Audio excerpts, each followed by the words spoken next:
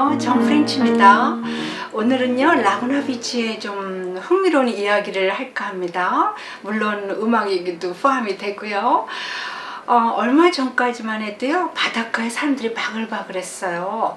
그냥 짝짝 붙은 미인들이 쫙 바닷가에 누워있고 남자들도 그냥 이 몸통 자랑하면서 다들 여기 모였거든요. 왜냐면 일 안 가죠.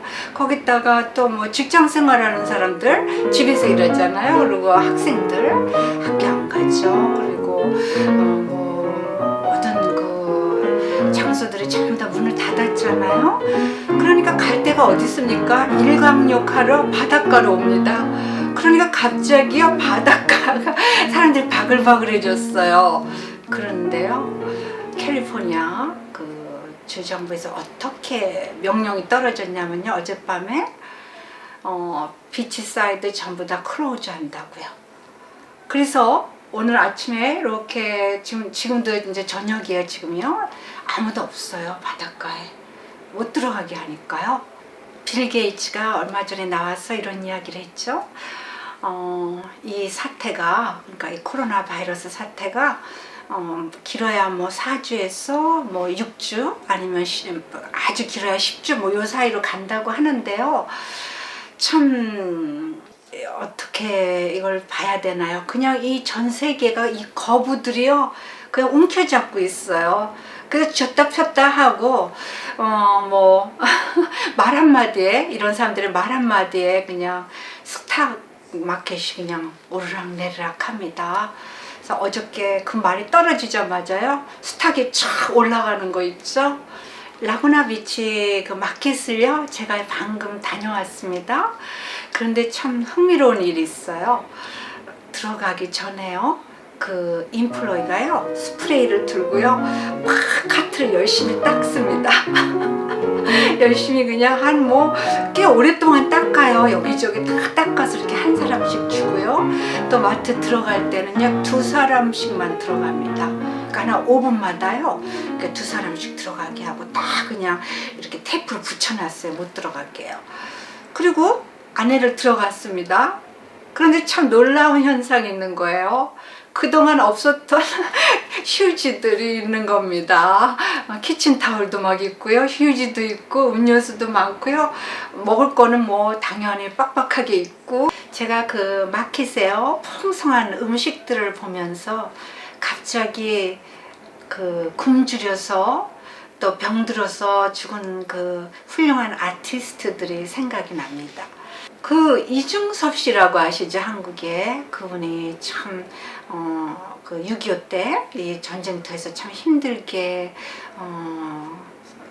지냈죠. 그 옷 종이가 없어가지고 담배갑에 들어있는 그 은박지 종이에다가 그림을 그리고, 그 다음에 아이들하고 또 그 폐병이 걸린 일본 여자, 일본 부인이었어요. 그 부인을 먹여 살릴 수가 없으니까 그 식구들을요 일본 친정으로 보냅니다. 그리고서 혼자서 아주 어렵게 은박지에다 종이를 그려가면서 자기 그 자식들을 그리워하고 와이프를 그리워하면서요 그렇게 하다가 또 병들어 돌아가셨죠. 참 그냥 그 옛날 사람들 너무너무 안타깝습니다. 그리고요 또 유럽도 마찬가지예요. 그 슈베르트는 어땠습니까? 슈베르트는요 부모가 16명의 자식을 낳았어요. 이거 그 에너지가 이거 보통이 아니라는 겁니다. 이 스태미너와 16명의 자식을 낳았는데 슈베르트가 13번째였어요. 그런데 그 16명을 먹여 살리려니까 뭐 저축을 할 수 있겠습니까? 그냥 하루살이로 사는 거죠. 이렇게 해서 가난하게 살았는데요. 그러니까 많은 사람들이요 이 슈베르트를 오해를 하고 있어요. 많은 음악학자들은 뭐라 그러냐면요, 슈베르트가 그 무대 공포증이 있다는 거예요. 그래서 피아노 음악을 많이 작곡했지만 한 번도 그것을 연주를 스테이지에서 한 적이 없는 것이죠. 그러니까 그 공포증이 있어가지고 그랬다는 거예요. 그런데요 그게 사실이 아닙니다. 왜 슈베르트가 죽을 때까지 무대에서 피아노 연주를 하지 못했냐면요. 피아노를요, 죽기 전 1년 전에 구입했어요. 그것도 누가 줬습니다. 그래서 피아노를 연습할 기회가 없었어요. 이 사람은 천재니까요. 가곡의 왕이었잖아요. 그리고 또 멜로디의 왕이었고, 그러니까 자기가 작곡을 그냥 막 그 펄펙트 피치로 이렇게 상상해서 작곡을 했지만요, 연주를 한 번도 해보지 못했다는 것입니다. 참 딱하죠. 그리고 많은 사람들이 또 이 사람이 뭐 매독으로 죽었다 그러는데요, 그거는 우리가 알 수가 없어요. 왜냐하면 그 주변에, 그 슈베르트 주변에 부잣집 그 친구들이 꽤 있었어요. 그러니까 그 술집, 지금 말하자면 살롱이죠. 그런 데를 막 자주 드나들었어요. 그러니까 슈베르트가 거기를 몇 번 이렇게 드나들은 적은 있는데, 정말 뭐 성병으로 죽었는지 그건 모르지만요, 그 당시에 전염병이 워낙 그냥 그 유럽을 돌았기 때문에요, 그 전염병으로 돌아갈 가능성이 크다는 거죠. 그리고요, 이 이태리 그 사람들은, 유럽인들은요, 프렌치도 그렇지만요, 이 키스를 여기다 하고 여기다 합니다. 그래서 제 학생들 엄마들하고 이렇게 학생들 오면요, 저를 안고 키스를 하는데 여기다 쭉 이렇게 2번을 꼭 해요. 이 유러피언들은요. 그래서 저는 맨 처음에 좀 약간 민망했는데, 그냥 이제는 그래 해라 이러고 이제 제 얼굴을 맡깁니다. 그 유럽인들이요, 그 쭉쭉 하면서 그 전염이 얼마나 빨리 되겠습니까? 그러니까 이 어떤 그 애정의 표현이라든가 아니면 그 인티메이트 가까운 그 표현을 하는 그 문화가요, 또 전염병을 빨리 이렇게 퍼뜨릴 수 있다는 것입니다.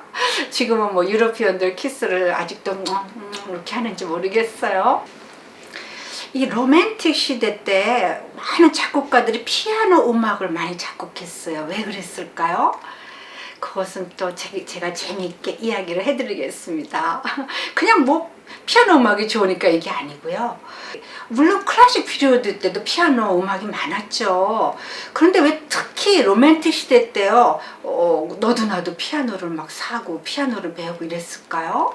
그 이유는요, 프렌치 레볼루션이 일어났잖아요. 혁명이, 그러니까 프랑스 혁명이, 그리고 산업혁명도 일어나고 이랬지 않았습니까?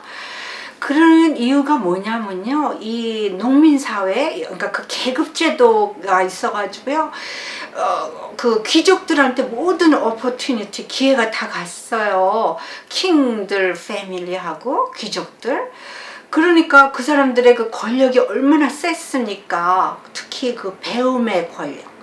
뭐든지 다 원하는 대로 그 배울 수가 있었고요. 이 사람들은 그 배움에 대해서 굉장히 프라우드했어요.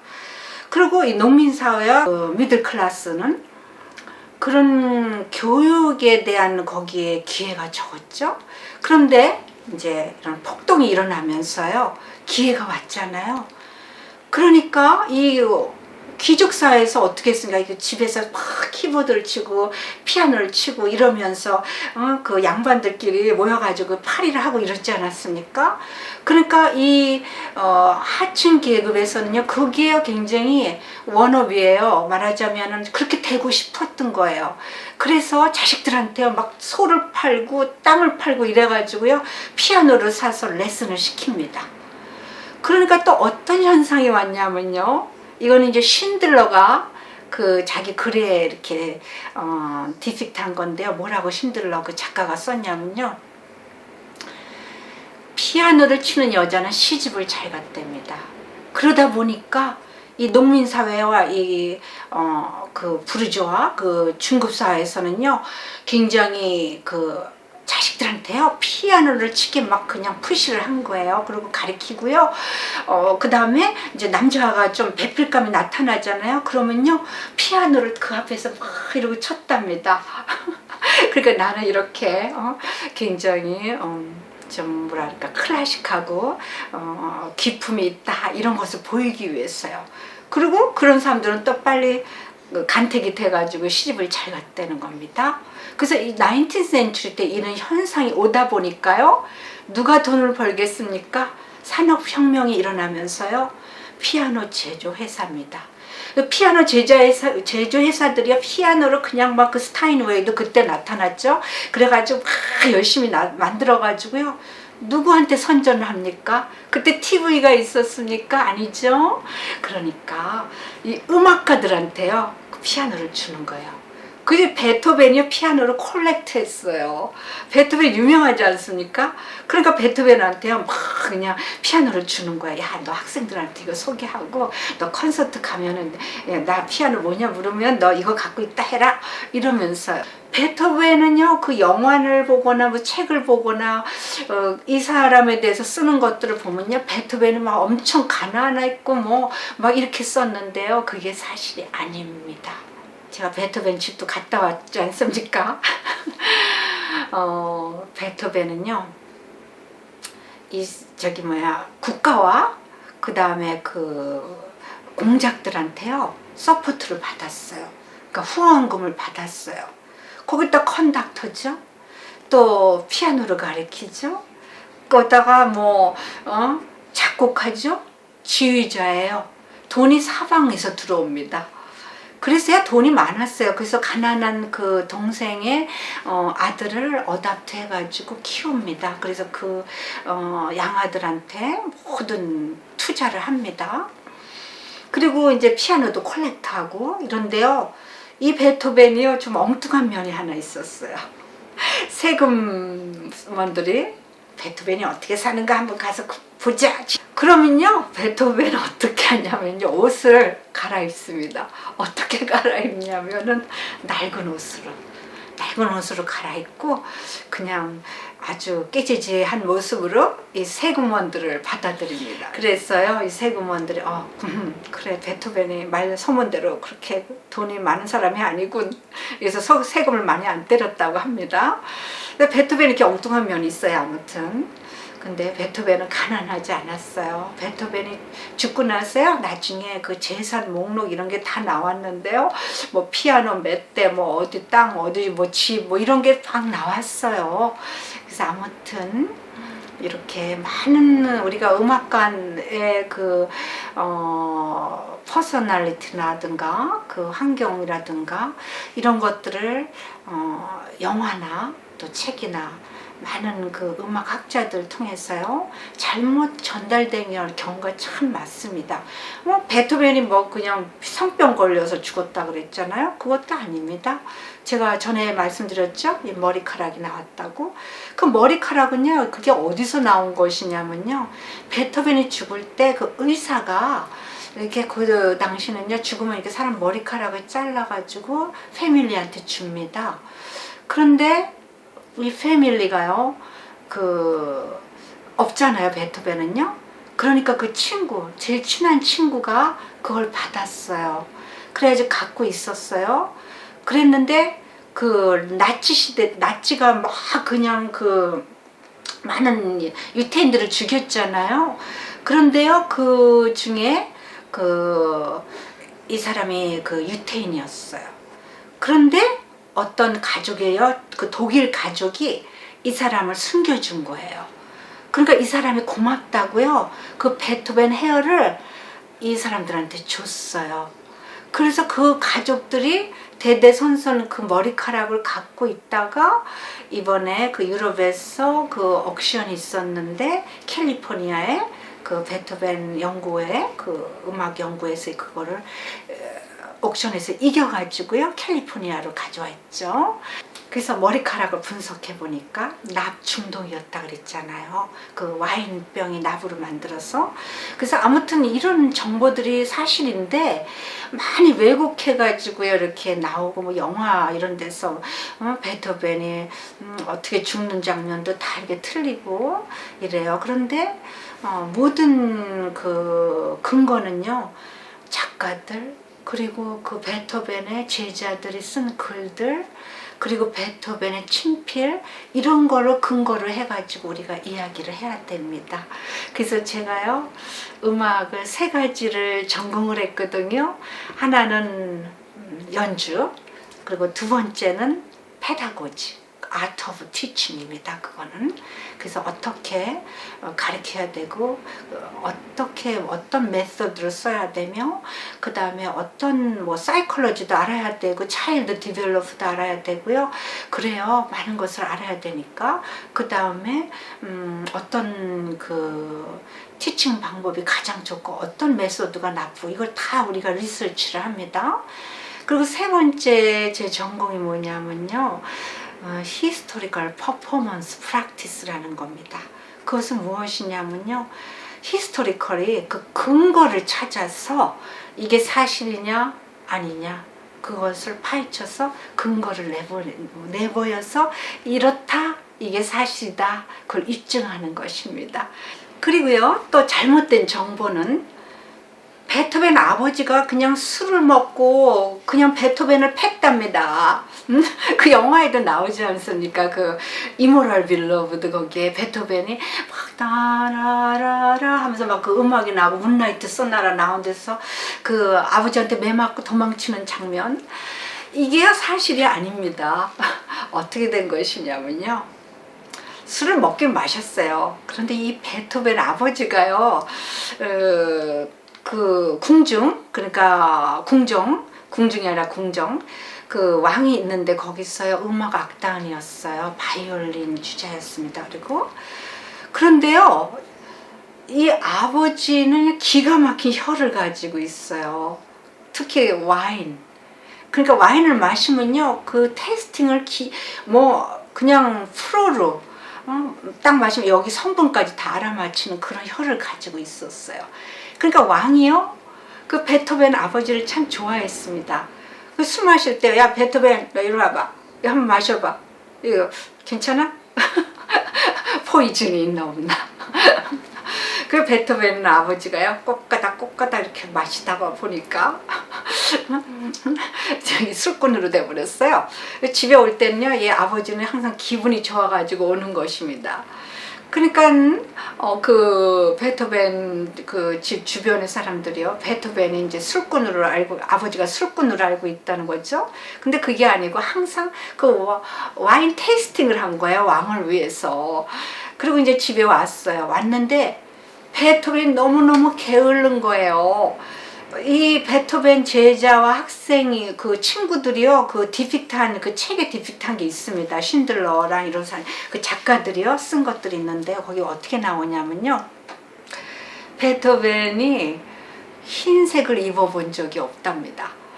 그러니까 그 학교에 갈 때 유니폼식으로 이렇게 흰색 그 셔츠를 입는데요 베토벤은 항상 회색을 입고 왔대요. 그게 무슨 소리냐면요 빨래를 한 번도 안 입었다는 거예요. 그리고 항상 냄새가 났대요. 얼마나 지저분하면 아버지가 그냥 야 너 일어나서 빨리 학교 가라 일어나서 피아노 좀 쳐라 일어나가지고 옷 좀 빨아라 이런 것이었죠. 그러니까 그 아버지가 참 와이프를 일찍 잃고 베토벤이 9살 때인가 이때 어머니를 잃었거든요. 그 어머니도 폐병에 걸려서 돌아가셨어요. 그러니까 그 당시에 폐병으로 걸려서 그러니까 그게 이제 전염병이죠. 그래가지고 돌아가신 분들이 많습니다. 근데 베토벤이 이렇게 게을렀어요. 그러니까 당연히 아버지가 채찍질을 해서 이 베토벤을 이렇게 훌륭한 피아니스트로 만드는 거 아닙니까? 근데 사실 그렇게 막 그렇게 패대기를 쳤지는 않고 그냥 베토벤을 그냥 막 푸시한 겁니다. 말 안 들으면 뭐 때렸겠죠. 근데 유럽이나요 뭐 주이시나 어느 나라든요 행키팬키라는 게 있어요. 엉덩이 막 때립니다. 말 안 들으면은요.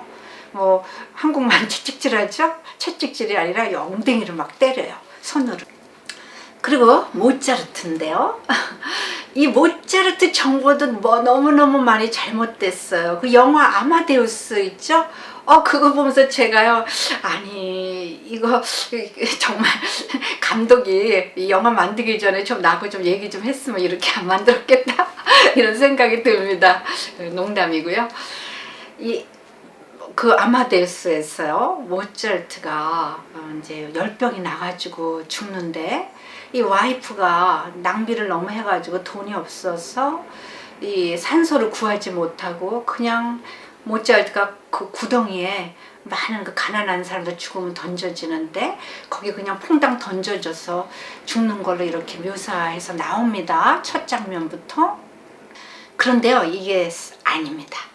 모차르트는요, 열병을 앓았어요.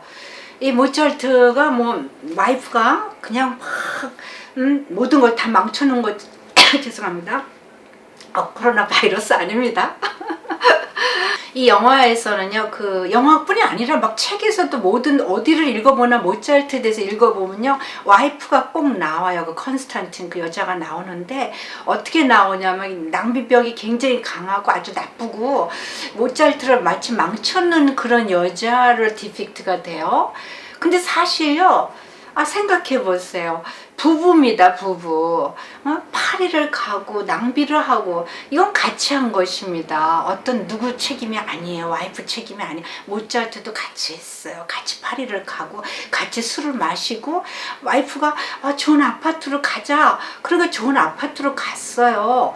제가 모차르트 살던 집을 가봤습니다. 어렸을 때 자랐는데요. 그 다음에 또 죽기 전에 그 컨스탄틴하고 같이 살던데 거기 갔어요. 그런데 굉장히 화려한 아파트예요. 비싼 아파트입니다. 그냥 한 중앙에 플라자 바로 앞에 딱 있는 거예요. 그 안에서 그 위에서 이렇게 딱 보면요, 그 사람들 그 광장이 다 한눈에 내려다 보입니다. 그런 아파트에서 살았다는 것은요, 돈이 없어가지고 산소를 못 구할 정도인데 어떻게 그 아파트에서 죽을 때까지 살았겠습니까? 아닙니다. 모차르트는 돈이 있었어요. 그리고선 그 당시까지만 해, 죽기 전까지만 해도 작곡을 하고 있었고, 그 다음에 뭐 파리를 가나 어디를 가나 좋은 옷을 입나 뭐 하나요? 와이프하고 같이 했어요. 그러면은 이건 부부끼리 같이 뭘 잘못해도 같이 그 같은 범인이 되는 것입니다. 그런데 뭐 와이프한테만 다 이렇게 나쁘다고 이렇게 이제 지금 사람들이 얘기를 하는데요. 그렇지 않았어요. 모차르트는요, 열병을 앓았어요. 열병을 앓았는데 지금 말하자면 코로나 바이러스 같은 것입니다. 막 번지기 시작했어요, 오스트리아에. 그러니까 이 정부에서는요, 어떤 결정을 내렸냐면요, 자, 지금부터 열병으로 죽는 사람은 묘자리에다 묻지 말아라. 무조건 그 산에 구덩이 파 있는데 거기다 묻고 석회석을 뿌리고 태워라.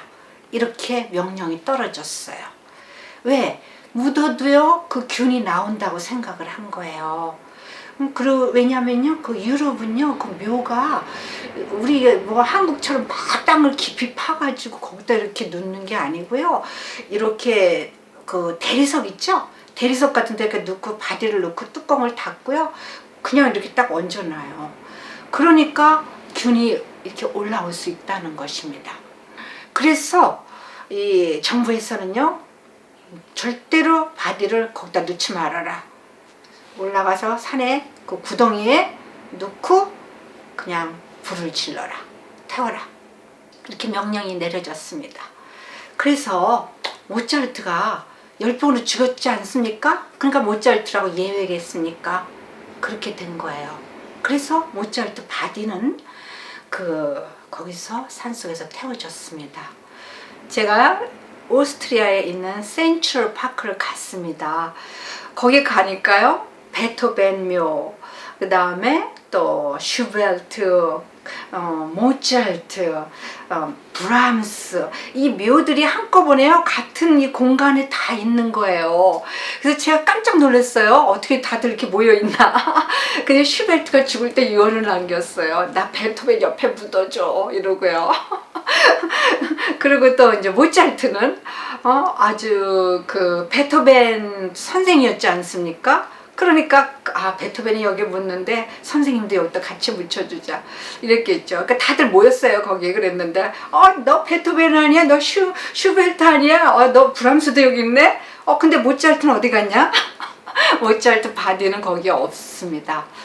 아무튼요, 이렇게 모차르트는요, 열병으로 참 30대 일찌감치 35세였죠. 그때 세상을 떠납니다. 슈베르트는요, 31살 때 떠났어요. 그리고 베토벤은요, 58세 떠났고요. 그러니까 그 당시는요 이렇게 자연사로 죽지 않고요 뭐 전염병으로 많이들 일찌감치 세상을 떠났다는 거죠. 쇼팽은 어땠습니까? 폴란드 거기에 러시아인들이요 침략을 했어요. 그러니까 19세기 때죠. 침략을 했는데 이 쇼팽은 러시안 음악을 싫어했어요. 왜? 내 고국의 음악을 치겠다는 것이죠. 그런데 러시안들은요 쇼팽한테 야, 너 러시안 음악을 치고 러시안 랭귀지를 해라 이렇게 명령이 떨어졌어요. 그러니까 이 쇼팽은요 18살 때 카르고를 타고, 카르고가 뭐냐면요 뗏목이랑 그 석탄을 실은 큰 그 배입니다. 거기에 숨어가지고요 프랑스로 도망을 갑니다. 그 어린 나이에. 그래서 그 프랑스에 도착해가지고요 거기서 살롱에서 피아노를 치고 또 레슨을 하고 이러면서 겨우겨우 먹고 살면서 폐병을 얻습니다. 그때 전염됐잖아요. 폐병이 그냥. 그러니까 그 폐병을 얻어가지고요. 그 프랑스에서 살 때 그 조르드 상들을 만났다 그랬죠. 전에 제가 말씀드렸죠. 근데 제가 이 쇼팽에 관해서는 따로요. 아주 굉장한 것들이 많아요. 여러분이 모르시는 거예요. 그거를 다 다룰 것입니다. 그래서 제가 이제 이건 생략하고 쇼팽이 죽을 때 폐병으로 죽었잖아요. 그러니까 그것도 감염이 된다는 것이죠. 그러니까 바디를 이 폴란드로 가져갈 수가 없어요. 그래서 누나가 왔을 때 죽으면서 유언을 남겨요. 뭐라고 남기냐면 내 심장을 내 나라로 가져가고 바디는 프랑스에 묻으라 그래요. 그래서 쇼팽은요 또 그 쇼팽 프랑스에 가면 그 묘가 있어요. 그 묘에는요 쇼팽 바디만 있어요. 심장은 없어요. 그 누나가 심장을 상자에 넣어가지고 가져갔어요. 그래서 그 심장은 지금 폴란드 바르샤바 거기에 그 교회 큰 교회요 벽에 유리 안에 넣어놨습니다. 물론 이렇게 상하지 않게 다 처리를 해가지고요. 그래서 교회를 가면은요 그 심장을 볼 수가 있어요. 참 기막힌 일들이 참 많았죠. 이렇게 많은 유명인들이요 이 전염병으로 이렇게 기구한 운명을 다 갖게 됩니다.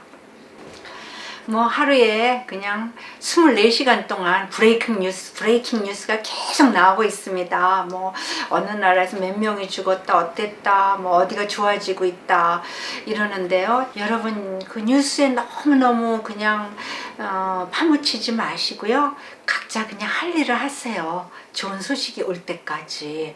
자, 여러분 건강하시고요. 다음 방송은요. 제가 음악 치유 그 1부를 내보냈는데 2부를 바로 내보내겠습니다.